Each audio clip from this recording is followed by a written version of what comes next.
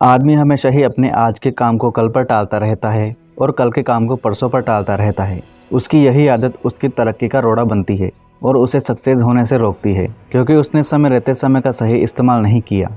अगर हम समय का सही इस्तेमाल नहीं करते तो समय हमें पीछे छोड़कर आगे निकल जाएगा। आज हम जितने भी सक्सेसफुल लोगों को देखते हैं वह इसीलिए सक्सेस हैं क्योंकि उन्होंने समय का सही इस्तेमाल करना सीखा है और सही समय पर ही सही काम किया है। आने वाले सालों की प्लानिंग वह पहले ही कर लेते हैं। टाइम मैनेजमेंट यानी समय प्रबंधन, इसके ऊपर न जाने कितनी ही किताबें लिखी जा चुकी है, फिर भी हम समय की कदर करना नहीं सीखते। आज की यह कहानी इसी समय प्रबंधन के ऊपर आधारित है, जो आपको समय पर काम करने की आदत डाल देगी। एक आदमी जिसके फर्नीचर बनाने का बिजनेस था, वह खूब मेहनत करता था। उसका एक बेटा था जो हमेशा काम से दूर भागता था, काम से जी चुराता था। वह आदमी अपने बेटे को खुद सिखाना चाहता था, कुछ बनाना चाहता था, ताकि वह समय रहते अपने पैरों पर खड़ा हो सके।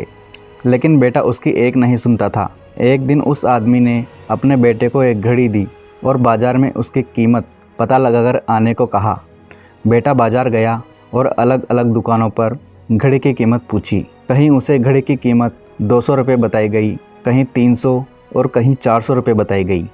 बेटा वापस घर आया और अपने पिता को सारी बात बताई।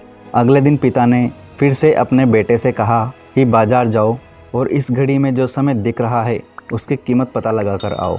बेटा फिर बाज़ार गया और अलग अलग लोगों से घड़ी के समय की कीमत पूछी। कोई उसे बेवकूफ़ कहता तो कोई उसे पागल कहता। आखिरी में वह एक बहुत बड़े सेठ की दुकान पर पहुंचा और उसने सेठ से समय की कीमत पूछी। सेठ जी मुस्कुराए और बोले, बेटा घड़ी की कीमत हो सकती है लेकिन समय की कोई कीमत नहीं होती। चाहे कोई कितना ही धनवान क्यों ना हो, समय को नहीं खरीद सकता और ना ही बीता हुआ समय वापस ला सकता है। समय अमूल्य है, इसका कोई मूल्य नहीं होता और जो समय की कदर नहीं करता, समय भी उसकी कदर नहीं करता।